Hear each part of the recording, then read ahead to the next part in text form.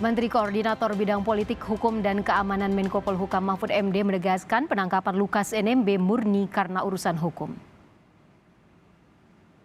Menurut Mahfud, pemerintah akan menegakkan hukum kepada siapapun yang hendak melakukan pembelaan terhadap Lukas melalui jalur rusuh. Lukas NMB menjadi tersangka kasus dugaan tindak pidana korupsi, pemberian dan penerimaan hadiah atau janji pembangunan infrastruktur di Papua. Penangkapan Lukas oleh KPK berkaitan dengan urusan kasus di Komisi Pemberantasan Korupsi.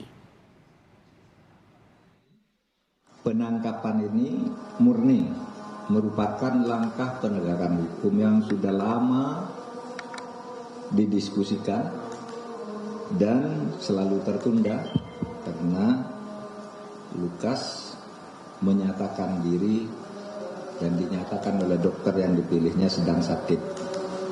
Jadi ini sama sekali tidak ada kepentingan selain urusan hukum.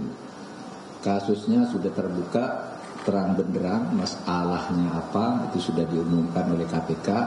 Oleh sebab itu semua pihak supaya memahami ini.